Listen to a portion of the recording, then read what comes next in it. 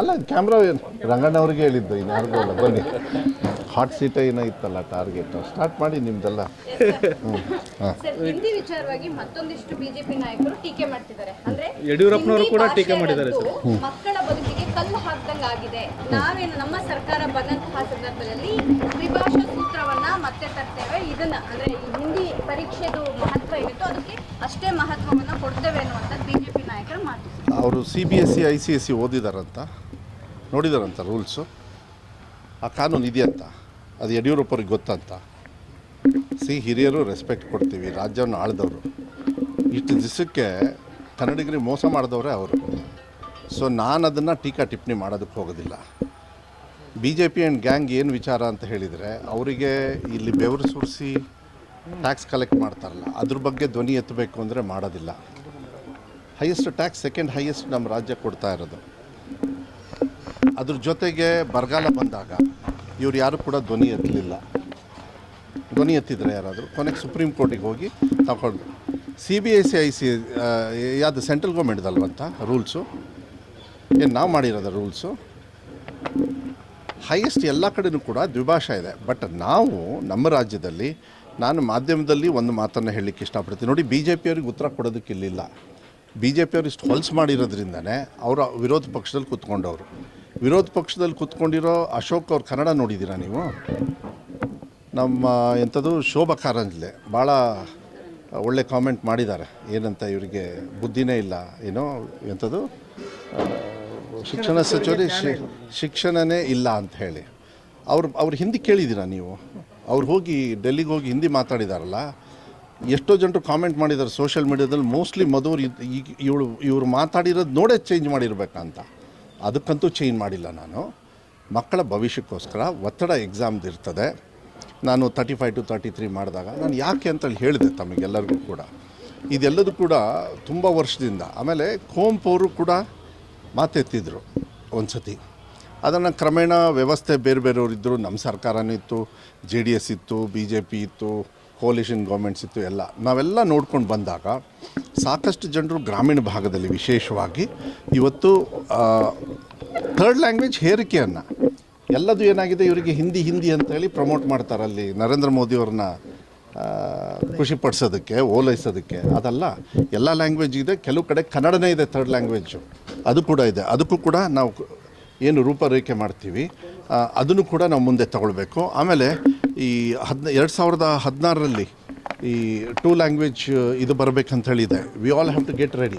ಹಂಗಂದ ತಕ್ಷಣ ನಮ್ಮ ಕನ್ನಡಿಗರೇ, ನಾನು ಅವತ್ತು ಮಾಧ್ಯಮದಲ್ಲೂ ಕೂಡ ನಾನು ನಿಮಗೆಲ್ಲ ಹೇಳಿದೆ, ನಮ್ಮ ಕನ್ನಡಿಗರು ಹೊಟ್ಟೆಪಾಡಿಗೆ ಹಿಂದಿಯನ್ನು ಕಲಿಕೆಯಾಗಿ ಬೋಧನೆ ಮಾಡ್ತಾ ಇದ್ದಾರೆ. ಅವರಿಗೆ ಯಾವುದೇ ಥರದ ತೊಂದರೆ ಆಗಬಾರ್ದು, ಒತ್ತಡ ಇರಬಾರ್ದು, ಗ್ರೇಡಿಂಗ್ ಇರ್ತದೆ ಅನ್ನೋದು ಒಂದು ಬಿಟ್ಟರೆ ಯಾವುದೇ ಭಾಷೆ ವಿರುದ್ಧ ಅಲ್ವೇ ಅಲ್ಲ. ಹಂಗಾರೆ ಕನ್ನಡನ ಕಲಿಬಾರ್ದು ಅಂಥೇಳಿ ಇವರೆಲ್ಲ ಹೇಳ್ತಾರಂತ. ಆ ಪ್ರಶ್ನೆ ಹಾಕ್ಬೋದಾ ಇವರಿಗೆ? ಹಾಕಲ್ಲ ನಾನು. ಅದಕ್ಕೆ ನಾನು ಅದು ಹೇಳೋದಿಲ್ಲ. ಸರ್ಕಾರ ಇದೆ, ಮಾನ್ಯ ಮುಖ್ಯಮಂತ್ರಿಗಳಿಗೂ ಕೂಡ ನಾನು ಮನವಿಯನ್ನು ಮಾಡಿದ್ದೀನಿ. ಮುಖ್ಯಮಂತ್ರಿಗಳು ಅದನ್ನು ಕರೆಕ್ಟಾಗಿ ಹೇಳಿದ್ದಾರೆ. ಇದು ಒಳ್ಳೆಯದಿದು, ಯಾಕೆಂದರೆ ಗ್ರೇಡಿಂಗ್ ಸಿಸ್ಟಮ್ ಮಾಡಿದ್ರೆ ಕಲ್ತಂಗೂ ಆಗುತ್ತೆ, ಶಿಕ್ಷಣದಲ್ಲಿ ಒತ್ತಡ ಬರೋದಿಲ್ಲ ಅಂತ. ಯಾರೋ ಟೀಕಾ ಟಿಪ್ಪಣಿ ಮಾಡ್ತಾರೆ ಅಂಥೇಳಿ ನಾವು ಉತ್ತರ ಕೊಡೋದಕ್ಕೆ ಹೋಗೋದಿಲ್ಲ. ಅದರ ಅವಶ್ಯಕತೆ ನನಗಿಲ್ಲ. ಕನ್ನಡದ ಮೇಲಿನ ಪ್ರೀತಿ ಎಲ್ಲ ಇದು ರಾಜಕಾರಣ ಮಾಡ್ತಾ ಇರೋದು, ಅದಕ್ಕೆ ಈ ನಿರ್ಧಾರ ಅನ್ನುವಂಥದ್ದು. ಹಂಗಾದ್ರೆ ಕುವೆಂಪು ಅವರಿಗೆ ಕನ್ನಡನ ದ್ವೇಷ ಮಾಡಿದ್ರಂತ? ಹಾಂ, ಅವ್ರು ಕೇಳ್ಕೊಂಡಿದ್ರಲ್ಲ, ಕುವೆಂಪು ಅವರು ದ್ವೇಷ ಮಾಡಿದ್ರಂತ. ಆಮೇಲೆ ಕನ್ನಡ ಪರಿಸರ, ಈಗ ಕನ್ನಡ ಸಂಘಟನೆಯವರು ಈಗೆಲ್ಲ ಹೋರಾಟ ಮಾಡ್ತಾ ಇದ್ದಾರಲ್ಲ, ಅವ್ರು ಎದುರುಗಡೆ ಬಂದು ಮಾತಾಡೋಕ್ಕೆ ಹೇಳಿ. ಆಮೇಲೆ ಅವರೇನಂದ್ರು ಒತ್ತಡಕ್ಕೆ ಅಂತ ಹೇಳಿ. ಒತ್ತಡ ಅಲ್ಲ ಇದು. ಸುಮಾರು 7-8 ತಿಂಗಳಿಂದ ಚರ್ಚೆ ಮಾಡಿ ಎಲ್ಲದನ್ನೂ ಕೂಡ ತೀರ್ಮಾನ ಮಾಡಿ ಅಸೆಂಬ್ಲಿ ಸೆಷನ್ ಆಗಲಿ, ಅಸೆಂಬ್ಲಿ ಸೆಷನ್ ಆದಮೇಲೆ ಈ ತೀರ್ಮಾನವನ್ನು ತಗೊಳ್ಳೋಣ ಅಂಥೇಳಿ ನಾವು ತೊಗೊಂಡಿರ್ತಕ್ಕಂಥ. ನೋಡಿ, ಟೀಕಾ ಟಿಪ್ಪಣಿ ಮಾಡೋರು ಇದ್ದೇ ಇರ್ತಾರೆ. ಬಹು ಸಂಖ್ಯಾತರು ಕನ್ನಡಿಗರು ಕೂಡ ಇವತ್ತು ಅದನ್ನು ಒತ್ತಡವನ್ನು ನಮ್ಮ ಮಕ್ಕಳಿಗೆ, ಬಡವರಿಗೆ, ಇದು ಭಾಳ ಬಡವರಿಗೆ, ಪ್ರೈವೇಟ್ ಆರ್ಗನೈಸೇಷನ್ಸು ಒಬ್ಬ ಅಧ್ಯಕ್ಷ ಭಾಳ ಹಗುರವಾಗಿ ಮಾತಾಡಿದ್ದಾನೆ. ಅವ್ರನ್ನ ಎಲ್ಲಿ ನೋಡ್ಕೋಬೇಕು ಅಲ್ಲಿ ನೋಡ್ತೀವಿ, ಅದೇನು ತೊಂದರೆ ಏನಿಲ್ಲ. ಯಾಕೆಂದರೆ ಅಷ್ಟು ಹಗುರವಾಗಿ ಮಾತಾಡಿದ್ದಾರೆ ಅಂತ ಹೇಳಿದರೆ ಆ ವಿಚಾರದೊಳಗೆ, ಯಾಕೆಂದರೆ ಅದೊಂದು ಅಭ್ಯಾಸ ಇದೆ ಅವರಿಗೆ ಮುಂಚೆದೂ ಕೂಡ. ನಾನು ಅಂಥವರಿಗೆಲ್ಲ ಉತ್ತರ ಕೊಟ್ಟ ಅಭ್ಯಾಸ ಇಲ್ಲ. ಬಟ್ ಕಾನೂನಿದೆ, ಕಾನೂನನ್ನ ಯಾವ ರೀತಿ ತರಬೇಕು ಅನ್ನೋದು ಗೊತ್ತಿದೆ.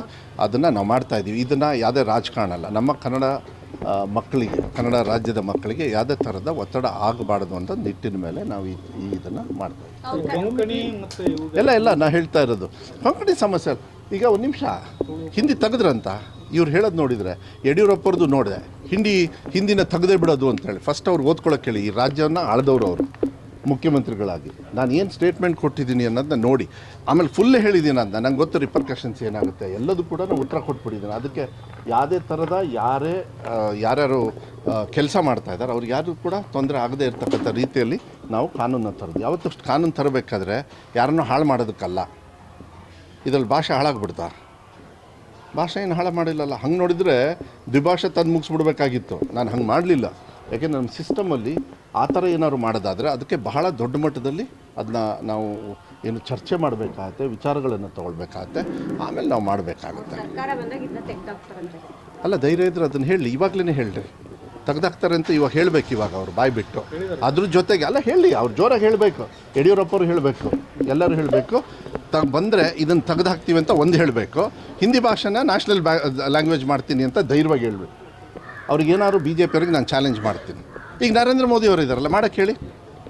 ನಮ್ಮ ದೇಶ ಫಸ್ಟ್ ಹಿಸ್ಟ್ರಿ ಅರ್ಥ ಮಾಡ್ಕೊಳ್ಳೋಕೆ ಹೇಳಿ. ಯಾಕೆಂದರೆ ಇವರೆಲ್ಲ ಹಿಟ್ಲರ್ ಸಂಸ್ಕೃತಿ ಇವ್ರದ್ದು. ಅವ್ರಿಗೆ ಗೊತ್ತೇ ಅಲ್ಲ. ಅವರಿಗೆ ಅವ್ರ ಉಡುಪು, ಅವ್ರ ಸಲ್ಯೂಟ್ ಹೊಡೆಯೋದು ಇದನ್ನೆಲ್ಲ ನೋಡಿದ್ದೀರ? ಎಲ್ಲಿಂದ ಬರುತ್ತೆ ಅವ್ರದ್ದು ಪರಂಪರೆ? ಸ್ವಲ್ಪ ಅವರಿಗೆಲ್ಲ ಗೊತ್ತಿಲ್ಲ. ಅವ್ರು ಇನ್ನೂ ಅದೇ ಜ್ಞಾನದಲ್ಲಿದ್ದಾರೆ. ಇವರೆಲ್ಲ ಏನಾಗಿದೆ, ಬೇಸಿಕಲಿ ಬಿ ಜೆ ಪಿಯವರು ಯಾರು ಇವ್ರ ಸ್ವಂತ ಶಕ್ತಿ ಮೇಲೆ ಗೆದ್ದವರಲ್ಲ. ನರೇಂದ್ರ ಮೋದಿಯವ್ರ ಹೆಸರಲ್ಲಿ ಹೆಂಗೋ ಲಕ್ಕಾಗಿ ಗೆದ್ದುಬಿಟ್ಟಿದ್ದಾರೆ. ಗೆದ್ದ ತಕ್ಷಣ ಯಾರಿಗೆ ಸಲ್ಯೂಟ್ ಹೊಡಿಬೇಕು? ಅವರಿಗೆ ಹೊಡಿಬೇಕಲ್ಲ, ಇನ್ಯಾರಿಗೆ ಹೊಡಿತಾರೆ? ಇದೆಲ್ಲ ಸಲ್ಯೂಟ್ ಹೊಡೆಯೋ ಸಂಸ್ಕೃತಿ, ಕನ್ನಡ ಪ್ರೀತಿಗಲ್ಲ. ಈಗಲೂ ಕೂಡ ನಾನು ಹೇಳ್ತೀನಿ, ಈ ದೇಶ ಫೆಡರಲ್ ಸಿಸ್ಟಮಲ್ಲಿ ಭಾಷಾ ಪ್ರಾಂತ್ಯದ ಮೇಲೆ ನಾವೆಲ್ಲರೂ ಕೂಡ ಡಿವಿಷನ್ ಆಲ್ಗೆ ಅಂಬೇಡ್ಕರ್ ಅವರು ಕೂಡ ಒಟ್ಟಿಗಿರ್ರಿ ಅಂಥೇಳಿ ಮಾಡಿದ್ದಾರೆ. ಆ ಕೆಲಸನ ನಾವು ಮಾಡಿದ್ದೀವಿ. ಅದನ್ನು ಯಾವುದು ಕೂಡ ಹಿಂದಿ ಆಗಲಿ, ತಮಿಳ್ನಾಡು ಮತ್ತು ವೆಸ್ಟ್ ಬೆಂಗಾಲ್ ಮತ್ತು ಕೆಲವು ಕಡೆಗೆಲ್ಲ ಎರಡು ದ್ವಿಭಾಷಾ ಇರೋದು. ನಾನು ಅದಕ್ಕೆ ಹೋಲಿಕೆ ಮಾಡೋಕ್ಕೋಲ್ಲ. ನಮ್ಮ ರಾಜ್ಯದ ನಮ್ಮ ಪದ್ಧತಿ ಇರ್ತದೆ, ನಾವು ಮಾಡ್ಕೊಂಡು ಹೋಗ್ತೀವಿ. ಅದನ್ನು ದ್ವೇಷ ಮಾಡ್ತಕ್ಕಂಥದ್ದು. ನಿಮ್ಮ ಸರ್ಕಾರದವ್ರು ಅಲ್ಲಿ ಮಾಡಿಲ್ಲ, ಇಲ್ಲಿ ಮಾಡಿ. ನಮ್ಮ ಸರ್ಕಾರ ಕರ್ನಾಟಕದಲ್ಲಿದೆ. ಕರ್ನಾಟಕ ಸರ್ಕಾರ ಈ ತೀರ್ಮಾನ ತಗೊಳ್ಳೋದು. ಅದನ್ನು ಅರ್ಥ ಮಾಡ್ಕೊಳ್ಬೇಕಾಗತ್ತೆ. ಆಮೇಲೆ I am very happy that Kannada ಹೋರಾಟಗಾರರು ತುಂಬ ವರ್ಷದಿಂದ ಇದನ್ನು ಬೇಡ್ಕೊಂಡು ಪಾಪ ಎಲ್ಲ ಥರದ ನಾವು ಪಾಪ ಏನಾಗ್ತದೆ ಅವ್ರ ಬೇಡಿಕೆಗಳನ್ನು ಅವರಿಗೆ ಗೌರವನ ಕೊಡ್ತಕ್ಕಂಥದ್ದು, ಮಕ್ಕಳಿಗೂ ತೊಂದರೆ ಆಗದೇ ಇರತಕ್ಕಂಥ ರೀತಿಯಲ್ಲಿ ನಾವು ಮಾಡ್ತೀವಿ. ಇದು ಹಿಂದಿ ಅಂತ ತೊಗೊಂಡು ಹೋಗೋದೈತಲ್ಲ, ಅದು ಮೋಸ್ಟ್ಲಿ ನರೇಂದ್ರ ಮೋದಿಗೆ ಮಾತ್ರ ಖುಷಿ ಪಡಿಸೋದಕ್ಕೆ. ಅವರು ತಮಿಳು ಓದ್ತಾ ಇದ್ದಾರೆ, ಯಾರಿಗೆ ಖುಷಿ ಪಡಿಸ್ತಾರಂತೆ? ಅವ್ರ ಪಾರ್ಟ್ನರ್ AIADMK ಮಾಡ್ತಾರಂತ. ತೆಲುಗು ಇದ್ದಾವೆ, ಚಂದ್ರಬಾಬು ನಾಯ್ಡು ಅವ್ರಿಗೆ ಮಾಡ್ತಾರಂತ. ನನಗೆ ಗೊತ್ತಿರೋ ಪ್ರಕಾರ ಮರಾಠಿ ಇದೆ. ಬೇರೆ ಹೋರಾಟಗಳು ಒಂದು ಕಡೆ ಇದ್ದರೂ ಕೂಡ ನಾವು ಗೌರವ ಕೊಡೋದನ್ನ ಕೊಡ್ತಾ ಇದ್ದೀವಿ. ನೀವು ಕೊಂಕಣಿ ಅಂದ್ರಿ, ಎಲ್ಲ ಆಯಿತು. ಈಗ ಬ್ಯಾರೀಸ್ ಅಂತೇಳಿ ಕೂಡ ನಿಗಮ ಮಾಡಿದ್ದಾರೆ. ಅವರು ಕೂಡ ಬಂದು ಹೇಳಿದರು ನಮಗಿದು ಪ್ರಾತಿನಿಧ್ಯನ ಕೊಡಿ. ಅವ್ರ ಭಾಗದಲ್ಲಿ ಕೊಡೋದು ಅದು ಯಾವ ರೀತಿ ಪರವಾಗಿಲ್ಲ. ಬಟ್ ಅದರಿಂದ ಮಕ್ಕಳಿಗೆ ಕಲಿಕೆಗೆ ಒತ್ತಡ ಆಗಬಾರ್ದು. ಅದು ನನ್ನ ವಿಚಾರ ಇತ್ತು. ಮಾನ್ಯ ಮುಖ್ಯಮಂತ್ರಿಗಳು ಅದನ್ನು ಮನವರಿಕೆ ಮಾಡಿ ನಾವು ತೀರ್ಮಾನವನ್ನು ತಗೊಂಡಿದ್ದೀವಿ. ಇನ್ನೊಂದು ಸರ್, ಮದ್ರಾಸಗಳಲ್ಲಿ ಕನ್ನಡ ಕಲಿಕೆ ನಿಲ್ಲಿಸಿದ್ದಾರೆ ಅನ್ನೋ ಆಕ್ಷೇಪವನ್ನು ಇಲ್ಲ, ನೋಡೋಣ. ಆಧರಿಸಿ ಇವ್ರು ಮಾತೆತ್ತಿದ್ರೆ BJPಯವರು ಒಂದು ಧರ್ಮದ ವಿರುದ್ಧ ಮಾಡೋದು ಅವರಿಗೆ ಕೆಟ್ಟ ಚಾಳಿ. ಅವ್ರ ವಿರುದ್ಧನೇ ಬೀಳುತ್ತೆ. ಈಗ ದಾವಣಗೆರೆಯಲ್ಲಿ ಏನು ಮಾಡ್ತಾ ಇದ್ದಾರಂತೆ? ಮದ್ರಾಸನ್ನು ಹೋಗಿ ಅಪ್ಕೋತಾ ಇದ್ದಾರಂತ. ನಾಚಿಕೆ ಆಗಲ್ಲ ಇವರಿಗೆ? BJPಯವ್ರಿಗೆ ನಾಚಿಕೆ ಆಗಲ್ಲ? ನಮ್ಮ ದೇಶದೊಳಗೆ ಎಲ್ಲ ಜಾತಿ ಧರ್ಮದವರು ಕೂಡ ಇರಬೇಕು ಅಂಥೇಳಿ ಬಾಬಾ ಸಾಹೇಬ್ ಅಂಬೇಡ್ಕರ್ ಅವ್ರು ಕೊಟ್ಟಿರೋದು.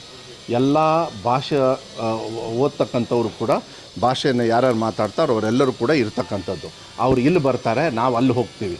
ಈಗ IAS ಆಫೀಸರ್ ಇದ್ದಾರಲ್ಲ, ಒರಿಸ್ಸಾ ಅಲ್ಲೆಲ್ಲ ಹೋದಾಗ ಒರಿಸ್ಸಾ ಕಲಿಬೇಕು. ಎಲ್ಲಿ ಕಲಿತಾರೆ? ಇಲ್ಲೇನು ಹೇಳ್ಕೊಟ್ಟಿದ್ದೀನಿ ನಾನು. ಅದಕ್ಕೆ ಒಂದು ಇದಿದೆ ಅವ್ರದ್ದು, ಎಲ್ಲಿ 2 ವರ್ಷ ಟ್ರೈನಿಂಗು, 6 ಮಂತ್ಸು ಟ್ರೈನಿಂಗ್ ಇದೆ. ಅವರೆಲ್ಲ ಕಲಿತಾರೆ. ಎಷ್ಟು IAS ಆಫೀಸರ್ಸ್ ಕನ್ನಡ ಮಾತಾಡೋದು ಅದ್ಭುತವಾಗಿ. ಅವ್ರು ಸ್ವಲ್ಪ ಗೊತ್ತಾಗ್ಬಿಡುತ್ತೆ ಅವರು ಕನ್ನಡಿಗರಲ್ಲ ಅಂತ. ಆದರೂ ಕೂಡ ಕನ್ನಡವನ್ನು ನಮ್ಮ ಭಾಷೆನ ಕಲಿತಾರೆ. ನಮ್ಮವ್ರು ಹೋಗಿ ಬೇರೆ ಭಾಷೆ ಕಲಿತಾರೆ. ಅದು ನಮ್ಮ ಕರ್ತವ್ಯ. ಮದ್ರಾಸಗಳಲ್ಲಿ ಯಾಕೆ ಸರ್ ಕನ್ನಡ ಇಲ್ಲ, ನೋಡೋಣ. ಅದನ್ನು ಏನು ಕಲಿತಾ ಇಲ್ಲ, ಕನ್ನಡ ಕಲಿಸ್ತೀವಿ ಅಂತ ಹೇಳಿದ್ದಾರೆ. ಅದನ್ನು ಮಾಡೋಣ, ತಗೊಳ್ಳಿ, ಅದಕ್ಕೇನಂತೆ. ಬಟ್ ಒಂದು, ಕರ್ನಾಟಕದಲ್ಲಿ ಎಲ್ಲ ಶಾಲೆಯಲ್ಲೂ ಕೂಡ ಕಡ್ಡಾಯವಾಗಿ ಕನ್ನಡ ಕಲಿಬೇಕು ಅನ್ನೋದು ನಮ್ಮ ಆಸೆ. ಆ ನಿಟ್ಟಿನ ಮೇಲೆ ಹಂತವಾಗಿ ನಾವು ಕೆಲಸನ. ಬಟ್ ಬೇರೆಯವ್ರನ್ನ ತೆಗಿಬೇಕು, ಬೇರೆ ಭಾಷೆನ ತೆಗಿಬೇಕಂತಲ್ಲ. ಎಲ್ಲ ಭಾಷೆ ಕಲಿತಕ್ಕಂಥವ್ರು ಕೂಡ ಇದ್ದಾರೆ. ಅದನ್ನೆಲ್ಲದೂ ಕೂಡ ಎಲ್ಲರ ಜೊತೆನೂ ಚರ್ಚೆ ಮಾಡಿ, ಮಾನ್ಯ ಮುಖ್ಯಮಂತ್ರಿಗಳು ಕೂಡ ಚರ್ಚೆ ಮಾಡಿ ಇಂಥ ಥರ ಡಿಸಿಷನ್ ಏನು ತಗೋತೀವಿ. ನಾವೇನೇ ತೊಗೊಂಡ್ರೇನು ಒಂದು ತಿಳ್ಕೊಳ್ಳಿ, ಮಕ್ಕಳ ಹಿತದೃಷ್ಟಿಯಿಂದ ಟೀಕಾ ಟಿಪ್ಪಣಿಗಳು ಅವ್ರು ಇದ್ದೇ ಇರ್ತಾರೆ. ಅವರು ವಿರೋಧ ಪಕ್ಷದವ್ರು ನಮ್ಮನ್ನೇನು ಕುತ್ಕೊಂಡು ಹಬ್ಬೋಕ್ಕಾಗಲ್ಲ. ಅವ್ರು ಯಾವಾಗ ಬೇಕಾದ್ರೆ ಪ್ಲೇಟ್ ಚೇಂಜ್ ಮಾಡ್ತಾರೆ. ದಾವಣಗೆರೆಯಲ್ಲಿ ಹೋಗಿ ಈಗ ಮದ್ರಾಸದಲ್ಲೇ ಕುತ್ಕೊಂಡಿರ್ತಾರೆ ಇವರು, ಬೇಕಾದ್ರೆ ಅಲ್ಲಿ ಹೋಗಿ ಜಪ ಮಾಡ್ತಾರೆ ಇವರು. ಅಂಥವ್ರು ಇವರು ಮತ ಬರುತ್ತೆ ಅಂದರೆ. ಇಲ್ಲ ಸರ್, ಕನ್ನಡ ಅನುದಾನಿತ ಶಾಲೆಗಳನ್ನು ಹೆಚ್ಚು ಮಾಡ್ತೇವೆ ಅಂತ ಹೇಳಿದ್ರಿ ಸರ್. ಹೌದಾ? ಇಲ್ಲ ಹಾಂ, ಕನ್ನಡ ಅನುದಾನಿತದ್ದು 2 ವರ್ಷನ್ ಇದೆ. ಒಂದು ಟೀಚರ್ಸ್ ಕೊಡೋದು, ಅದಕ್ಕೆ ಅದನ್ನು 2020ವರೆಗೂ ಮಾಡಿದ್ದೀವಿ. ಮಾನ್ಯ ಮುಖ್ಯಮಂತ್ರಿಗಳಿಗೆ ನಾನು ಮನವಿ ಮಾಡಿದ್ದೀನಿ, ಬಜೆಟ್ ಆದಮೇಲೆ ಕೂತ್ಕೊಂಡು ಪ್ರೈವೇಟಾಗಿ ಚರ್ಚೆ ಮಾಡೋಣ. ಯಾಕೆಂದರೆ ನೆಕ್ಸ್ಟ್ ಇಯರಿಂದ ಅದನ್ನು ಘೋಷಣೆ ಮಾಡಬೇಕು. ಐ ಥಿಂಕ್ ಏಪ್ರಿಲ್ ಎಂಡಲ್ಲಿ ನಾನು ಮತ್ತೆ ಅದನ್ನು ಮಾನ್ಯ ಮುಖ್ಯಮಂತ್ರಿಗಳಿಗೆ ಟೈಮ್ ಕೇಳಿದ್ದೀನಿ, ಎಷ್ಟು ಖರ್ಚಾಗುತ್ತೆ, ಎಕ್ಸಾಕ್ಟ್ಲಿ ಏನಾಗುತ್ತೆ ಅಂತ. ನಾವು ಆರ್ಥಿಕ ಹೊರೆನೇ ನೋಡಬೇಕಾಗುತ್ತೆ, ಒಂದೇ ಸತಿಗೆ ನಾವು ಮಾಡೋದಕ್ಕಾಗಲ್ಲ. 1995 ಮೇಲೆ ನಾವು ಕೊಡಬೇಕು ಅಂತ ನನ್ನದು ಆಸೆ ಇದೆ. ಅದನ್ನು ಮಾಡ್ತಾರೆ ಅಂತೇಳಿ ವಿಶ್ವಾಸ ಇದೆ. ನಾನು ಕೂಡ ಬಜೆಟಲ್ಲಿ ಕೊಡ್ಬೇಕಾದ್ರೆ ಕೊಡ್ತೀವಿ. ಬಟ್ CM ಅವ್ರು ಎಲ್ಲ ವಿಚಾರಗಳನ್ನ ನೋಡಬೇಕಲ್ಲ, ಕೇಳಿದ್ದೆಲ್ಲ ಕೊಟ್ಬಿಡೋದಲ್ಲ. ಈಗ 1995 ನಾನು ನಿಲ್ಲಿಸಿದ್ದ ನಾನಲ್ಲ, ಮುಂಚೆ ಆಗಿದ್ದು. ಈಗ 2015ರಿಂದ 2020ವರೆಗೂ ಕನ್ನಡ ಏನು ಅನುದಾನಿತ ಶಾಲೆಗಳಿಗೆ ಟೀಚರ್ಸ್ ತೊಗೊಳ್ಳಿ ಯಾರು ಕೊಟ್ಟಿದ್ದು? ಇದೆ ಮಾನ್ಯ ಸಿದ್ದರಾಮಯ್ಯ ಅವರು. ಅಭಿಮಾನಕ್ಕೆ ಕೊಡ್ತಾರೆ ಇದೆಲ್ಲದೂ ಕೂಡ. ಆಮೇಲೆ ನನ್ನ ಇಲಾಖೆಯಲ್ಲಿ ನೀವು ನೋಡ್ಕೊಂಡು ಬಂದಿದೆ, ಸಾಕಷ್ಟು ಸಮಸ್ಯೆಗಳು ಪೈಲಪ್ ಆಗಿ ಕೂತ್ಕೊಂಡಿದ್ದು ಹಂತವಾಗಿ ಮಾಡ್ತಾಯಿದ್ದೀವಿ. ಇದು ಸಮಸ್ಯೆ ಅಲ್ಲ, ಒತ್ತಡ. ಸಮಸ್ಯೆಗೆ ಒತ್ತಡಕ್ಕೆ ಭಾಳ ಡಿಫ್ರೆನ್ಸ್ ಇರ್ತದೆ. ವಯೋಮಿತಿ ಸಡಿಲಿಕೆ ವಿಚಾರ, ವಯೋಮಿತಿ ಸಡಿಲಿಕೆ 5.5 ವರ್ಷಕ್ಕೆ ಮಾಡಿ ಅನ್ನೋದು ಡಿಮಾಂಡ್ ಮಾಡ್ತಾ ಇದ್ದಾರೆ. ಎಲ್ಲರೂ ಭೇಟಿ ಮಾಡ್ತಾರೆ. ನಾನು ಇದ್ರ ಬಗ್ಗೆ ಕಾಮೆಂಟ್ ಮಾಡೋಕ್ಕೆ ಹೋಗಲ್ಲ. ಮೊನ್ನೆನೇ ಉತ್ತರ ಕೊಟ್ಟಿದ್ದೀನಿ. ನೆಕ್ಸ್ಟ್ ಅಲ್ಲ ಬಿಡಿ, ಅವ್ರು ಹೇಳೋದಕ್ಕಲ್ಲ, ಅದು ಸರ್ಕಾರ ತೀರ್ಮಾನ ಮಾಡುತ್ತೆ. ಚೆನ್ನಾಗಿದೆ, ನೋ ಪ್ರಾಬ್ಲಮ್. 2 ಕ್ಷೇತ್ರನೂ ಗೆಲ್ತಾರೆ. ಅಲ್ಲೂ ಕೂಡ ಮಾಹಿತಿ ತೊಗೊಳ್ತಾ ಇದ್ದೀವಿ. ನಾನು OBC ಅಧ್ಯಕ್ಷರಾಗಿ ನಮ್ಮ ಟೀಮ್ ಫುಲ್ ಎಲ್ಲ ಅಲ್ಲೂ ಕೂಡ ಕೆಲಸ ಮಾಡ್ತಾಯಿದೆ. ಅಲ್ಲೂ ಕೂಡ ಸಾಕಷ್ಟು ಸ್ನೇಹಿತರು ಎಲ್ಲ ಇದ್ದಾರೆ. ಬಟ್ ದಾವಣಗೆರೆಗೆ ನಮಗೆ ಹಾಕಿದ್ದಾರೆ. ನಾನು ನಿನ್ನೆ ಮೊನ್ನೆ 2 ದಿವಸ ಇದ್ದೆ. ಇವತ್ತು ಒಂದು ಅರ್ಧ ದಿವಸ ಬೆಂಗಳೂರಲ್ಲಿ ಕೆಲಸ ಇದೆ. ಮತ್ತು ಇವಾಗ 2 ಗಂಟೆ 2:30 ಹಂಗೆ ಹೊರಟ್ರೆ ಒಂದು 3 ಅವರ್ಸಿಗೆ ಮತ್ತೆ ಸಾಯಂಕಾಲ ಪ್ರೋಗ್ರಾಮ್ ಹಾಕೋಕ್ಕೆ ಹೇಳಿದ್ದೀನಿ. 9ನೇ ತಾರೀಕುವರೆಗೂ ಮರ್ಯಾದಿಂದ ಎಲ್ಲ ಅಲ್ಲೇ ಇರ್ರಿ ಅಂತ ಹೇಳಿದ್ದಾರೆ. 7 ಆದಮೇಲೆ 6 ಗಂಟೆ ಮೇಲೆ ಇರೋಕ್ಕಾಗಲ್ಲ, ಯಾಕೆಂದರೆ ಅದು ರೂಲ್ಸ್ ಇದೆ.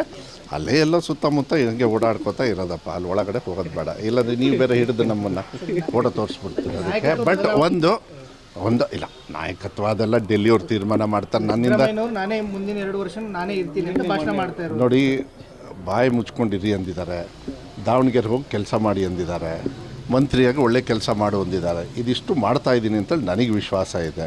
ದಾವಣಗೆರೆಯಲ್ಲೂ ಗೆಲ್ತೀವಿ, ಇಲ್ಲೂ ಗೆಲ್ತೀವಿ, ಕೇರಳನೂ ಗೆಲ್ತೀವಿ, ಆಸಾಮ್, ಎಲ್ಲ ಕಡೆನೂ. ವಾತಾವರಣ ಇಡೀ ದೇಶದಲ್ಲಿ ಚೆನ್ನಾಗಿದೆ. ಅಲ್ಲ ಅದೇ ಇದನ್ನು ಮಾತಾಡಲ್ಲ ಅಲ್ಲ ನೀವು ಮಾತಾಡ್ತಾ ಇದ್ದೀರಪ್ಪ. BJPಯವರು, ಯಡಿಯೂರಪ್ಪರು ಇದನ್ನು ಮಾತಾಡಬೇಕು. ಹಿಂದಿ ಪ್ರೇಮ ಬಿಟ್ಟು ಕನ್ನಡಿಗರಿಗೆ ಶಾಪವಾಗಿದೆಯಲ್ಲ ಇದು ಬೆಲೆ ಏರಿಕೆ, ಇದ್ರ ಬಗ್ಗೆ ಮಾತಾಡಬೇಕು. ವಾರ್ ಇದೆ, ವಾರಿಗೆ ಸಂಬಂಧ ಇಲ್ಲದೇ ಇರೋದನ್ನೆಲ್ಲ ಬೆಲೆ ಏರಿಕೆ ಮಾಡಿಬಿಡ್ತಾರೆ ಇವರು.